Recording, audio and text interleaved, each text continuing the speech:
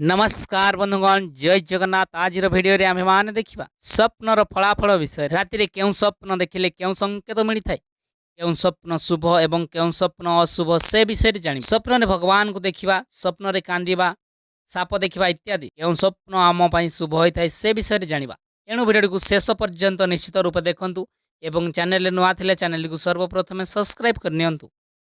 मनीष प्राय स्वप्न देखि थाए, निज मन भितर लुचि रही नाना प्रकार द्वंद्व स्वप्न द्वारा मन बाहर को आसी थाए।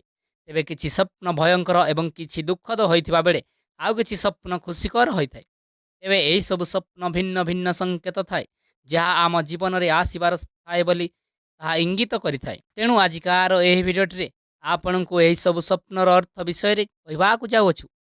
प्रथमतः जदि आपण स्वप्न रे महादेव मंदिर मूर्ति किंबा शिवलिंग देखुचंती तेबे यह अत्यंत शुभ संकेत अटे। विवाह व्रत भली कौनसी शुभ अवसर आसबाकू जाउछि। यह व्यतीत चाकरी एवं व्यवसाय संबंधी समस्या ठीक होगाकू जाउछि। जदि आपण स्वप्न रे अन्य देवादेवी मूर्ति देखुचंती तेबे यह मध्य अत्यंत शुभ होइथाए, जहाँकि सौभाग्य और आर्थिक लाभर संकेत मिली थाए। तेबे मन रखंतु जे आपण जेउ देवादेवी स्वप्न देखुचंती आगामी दिन से देवादेवी मंदिर को जाई निजर सामर्थ्य अनुसार 21 टंका किंबा अधिक अर्पित कर दियंतु। जदि आपण स्वप्न रे कौनसी बंधु बांधव आसवा किंबा आपण कौनसी बंधु घर को जीवार देखुचंती तेबे यार अर्थ आपण को नूतन अवसर प्राप्त होबाकू जाउछि। जदि आपण स्वप्न रे निज बापा माँ को देखुचंती तेबे चाकरी एवं व्यवसाय क्षेत्र में बड़ सफलता मिलवाकू जाउछि। जदि आपण स्वप्न रे सांग साथी मान को देखुचंती एवं परामर्श नेउथिबार देखुचंती तेबे यह अणदेखा करंतु नाही, बरम निजर समस्या विषय निज सांग मान परामर्श करांतु। जदि आपण स्वप्न रे कौनसी विवाह बरजात्री देखुचंती तेबे यह अशुभ अटे। यह व्यतीत कौनसी विवाह उत्सव एवं अन्यान्य पार्टी मध्य अशुभ संकेत देई थाए। जदि आपण स्वप्न रे निजर कांदुथिबार देखुचंती तेबे यह शुभ संकेत अटे, किंतु जदि निजको हसुथिबार देखंती तेबे यह अशुभ संकेत होइथाए। यह व्यतीत जदि आपण स्वप्न रे गाय बाछुरी को देखुचंती तेबे यह आपण भाग्य बदलाई देव। व्यवसाय एवं चाकरी क्षेत्र में सफलता मिलवाकू जाउछि। जदि आपण स्वप्न रे ऑटो देखंती तेबे यह आपण शारीरिक असुस्थता दिगरे दर्शाई थाए। जदि आपण कुकुर देखंती तेबे खूब पुराणा बंधु सहित आपण देखाबाकू जाउछि।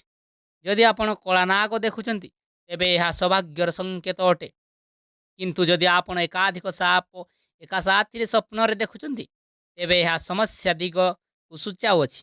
जदि आपण स्वप्न रे कौनसी मृत व्यक्ति को स्वप्न देखुचंती तेबे यह अत्यंत शुभ संकेत अटे। जदि आपण आत्महत्यार दृश्य देखंती तेबे आपण जीवन में वर्तमान एमिति किछि परिस्थिति हो जाइछि जहाँ असहनीय अटे। जदि कौनसी व्यक्ति को क्या हत्या करुथिबार देखंती तेबे यह धक्का दिगरे सूचना देई थाए। स्वप्न रे निआं देखिबार अर्थ शुभ अटे, मात्र निआं रे केही जाली जाउथिबार अर्थ व्यवसाय रे हानि हेबाकू जाउछि। जलुथिबा दीप देखिले ताहा दीर्घ आयुष्यर संकेत मिलता है। यह व्यतीत आपण जीवन को कौनसी नूतन व्यक्तिर आगमन होबाकू जाउछि, जहाद्वारा आपण जीवन बदलिबाकू जाउछि।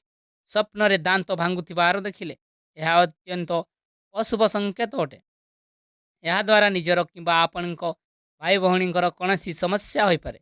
जदि आपण नख काटुथिबार देखंती तेबे यह शुभ संकेत अटे। यार अर्थ रोग दूर होबाकू जाउछि। जदि कौनसी व्यक्तिर कटा अंग देखंती तेबे यार अत्यंत शुभ संकेत देई थाए।